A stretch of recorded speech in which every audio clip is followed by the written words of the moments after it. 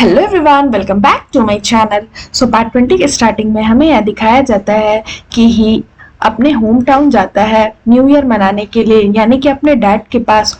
उसके बाद तभी उसके डैड उसे वहां पर मिलते हैं और उसे बोलते हैं कि अरे तुमने आने में बहुत लेट कर दी। तो ही बोलता है कि हाँ, मैं काम में थोड़ा ज्यादा बिजी था, तो बस मैं अपना काम खत्म करके आया।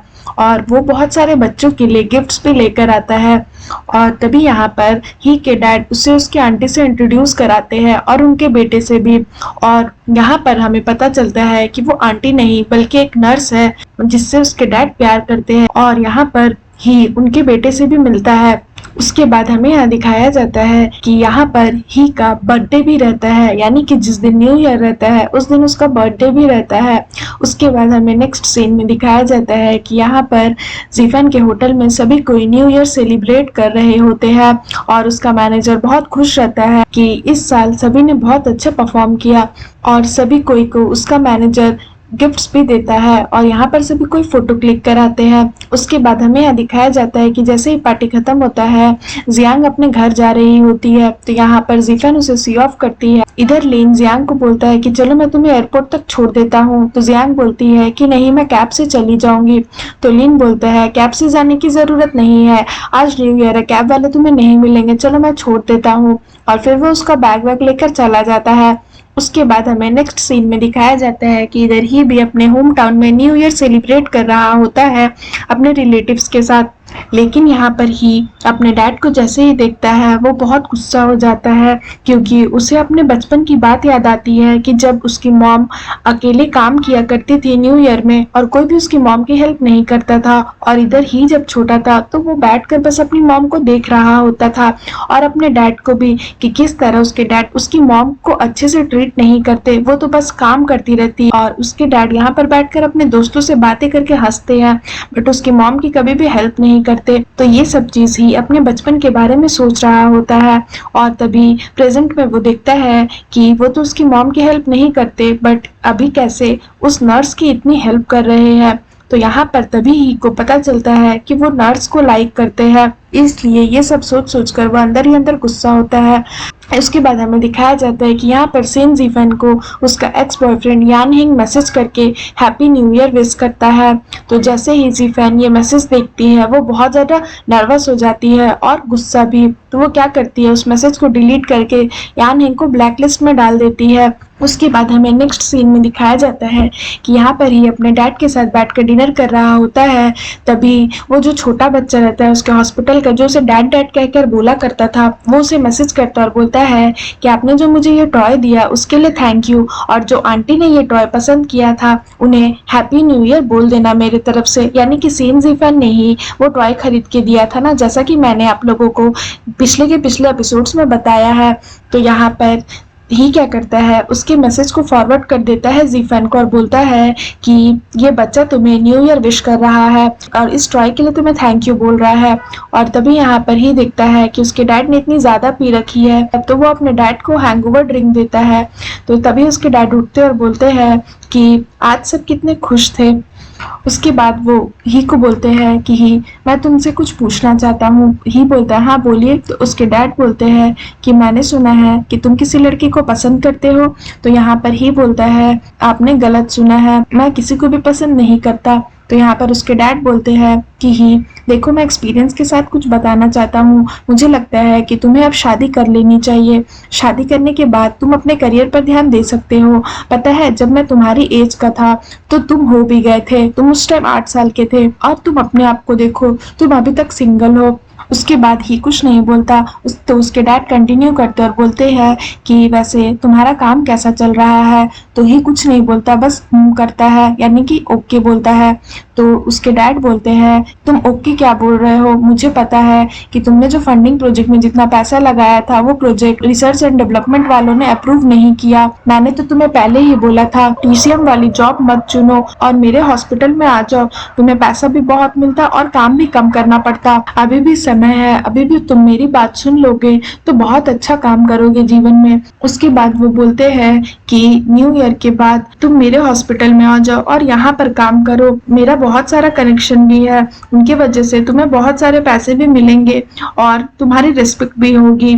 तुम वहाँ पर एक स्मॉल क्लिनिक में काम करके कितना ही कमा लेते होगे। तो ये सब सुनकर ही को गुस्सा आ जाता है और बोलता है, आप जो कह रहे हो कि मुझे शादी कर लेनी चाहिए, उसके बाद अपने करियर पर ध्यान देना चाहिए, और जब आप मेरे एज के थे तो आपने शादी कर ली थी। हाँ मुझे पता है, आप मेरे से ओहदे में बड़े हैं और आपने जीवन में बहुत अच्छा काम किया है, और अब से मैं न्यू ईयर मनाने के लिए आपके पास आऊंगा ही नहीं, मैं ग्रैंडपा के साथ ही न्यू ईयर मनाऊंगा। ऐसे वो गुस्सा में बोल देता है। यहाँ पर ही के डैड बहुत सैड हो जाते हैं जब ही उनके ऊपर चिल्लाता है तो, और फिर वो अंदर से दुखी होकर बोलते हैं कि फाइनली मेरा बेटा बड़ा हो गया है, और ये बोल के वो वहां से चले जाते हैं। यहाँ पर ही को भी थोड़ा सा सैड फील होता है कि उसने कुछ ज्यादा ही ऊंची आवाज में अपने डैड से बात कर दी, और वो ऐसे भी बहुत टेंशन में रहता है अपने काम को लेकर, फिर जिफान को भी लेकर, तो इसलिए वो बहुत ज्यादा सैड हो जाता है। उसके बाद हमें नेक्स्ट सीन में दिखाया जाता है कि यहाँ पर ही देखता है कि जिफान ने अभी तक उसके मैसेज का रिप्लाई नहीं किया है, तो वो और भी ज्यादा सैड हो जाता है कि आज उसका बर्थडे भी है और न्यू ईयर भी है,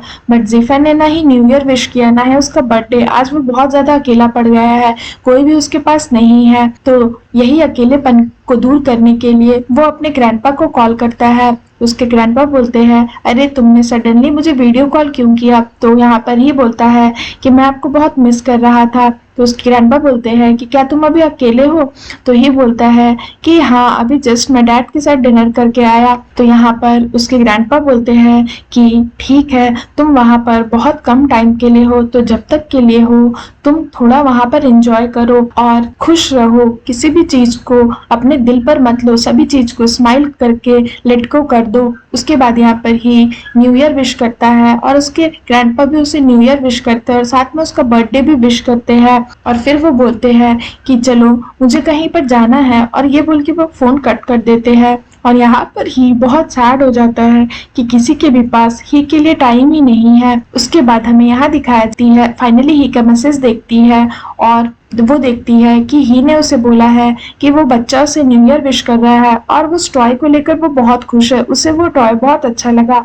तो यहाँ पर जिफन बहुत खुश हो जाती है उसका मैसेज पढ़ के, और वो लिखती है, हैप्पी न्यू ईयर आपको भी और उस बच्चे को भी। मैं इस न्यू ईयर में आपके लिए विश करती हूँ कि आपकी सारी इच्छाएं पूरी हो, और आप जितने भी लोगों की हमेशा से मदद करते आ रहे हैं वैसे ही हमेशा मदद करते रहे, और इस लिटिल वन के लिए भी कॉन्ग्रेचुलेशंस, इसने बहुत अच्छे से रिकवरी करना स्टार्ट कर दिया है। वो ऐसे इसलिए बोलती है क्योंकि वो बच्चा कैंसर पेशेंट रहता है और ही उसे ट्रीट कर रहा होता है इसलिए। और उसके बाद वो एक क्यूट सा कैट का इमोजी भेजती है ही को।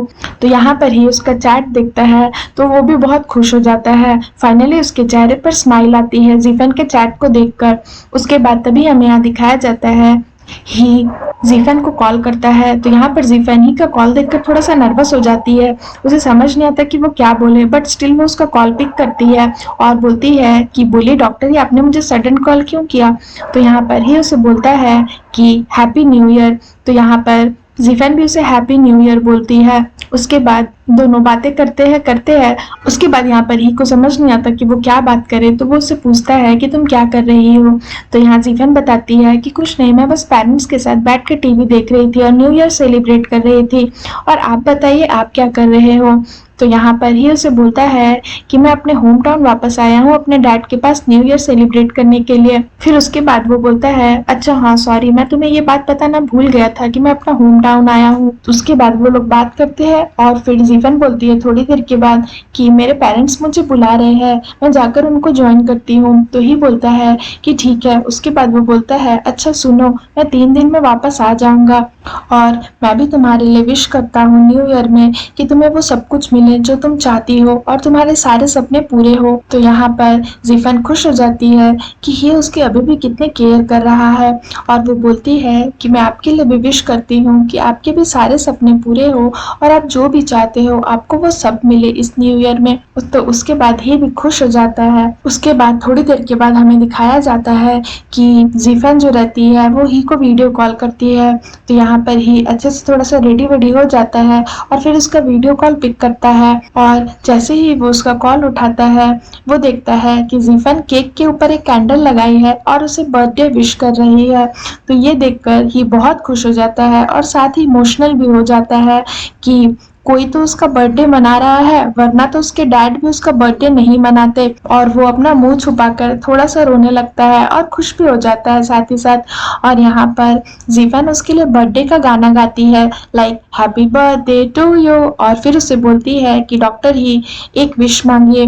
तो यहाँ पर ही मन ही मन में बोलता है कि जीफन, तुम्हें भी पता है कि मेरी विश क्या है, यानी कि उसकी विश तो यही है कि जीफन उसकी जिंदगी में वापस आ जाए। तो यहाँ पर वो ये चीज जीवन को नहीं बोलता और फिर वो एक विश मांगता है। उसके बाद उससे बोलता है कि वैसे तुम्हें मेरा बर्थडे कैसे याद था। तो यहाँ पर जीफन कुछ नहीं बोलती और थोड़ा सा शर्मा जाती है। ऑफ कोर्स ही के आईडी कार्ड से उसको उसका बर्थडे याद आ गया था। उसके बाद हमें नेक्स्ट सीन में दिखाया जाता है कि जब सुबह होता है, ही तो हमारा है ही बहुत काइंड और पोलाइट, तो वो निकल जाता है अपने डैड का साइकिल लेकर बूढ़े लोगों की सेवा करने के लिए, यानी कि जिसको भी कोई प्रॉब्लम है, कोई बीमारी है, तो वो उनकी मदद करता है, वो भी फ्री में। और यहाँ पर हमें दिखाया जाता है कि फाइनली वो सबकी हेल्प करके जैसे ये घर वापस लौट रहा होता है, तभी उसे रास्ते में राजमा का एक शॉप दिख जाता है। तो वहां से वो राजमा खरीद कर ले आता है और वो उस राजमे को सुखाता है और उसे कुछ तो याद आता है इस राजमा को देखकर। अब उसे क्या याद आता है वो मैं आप नेक्स्ट एपिसोड में बताऊंगी। और यहाँ पर जब वो राजमा को सुखा रहा होता है, तो उसके नर्स का जो बेटा रहता है वो उसे देख लेता है, और जैसे ही उसे देखता है वो वहां से भाग जाता है और इधर ही वापस से राजमे को सुखाकर अच्छे से धो वो कर वो एक जार में डाल देता है। और वो ऐसा 3 जार में डालता है। अब वो इसका क्या करेगा वो नेक्स्ट एपिसोड में पता चलेगा, क्योंकि यहाँ पर सीन खत्म हो जाता है। सो फ्रेंड्स, अगर आपको मेरी ये एपिसोड अच्छी लगी हो तो प्लीज मेरे वीडियो को लाइक करिएगा, मेरे चैनल को सब्सक्राइब करिएगा। मैं जल्दी न्यू वीडियो लेकर के आऊंगी, तो उसके लिए वेट करिएगा। सो फ्रेंड्स, आज के लिए बाय बाय, मिलते हैं फिर से एक न्यू वीडियो के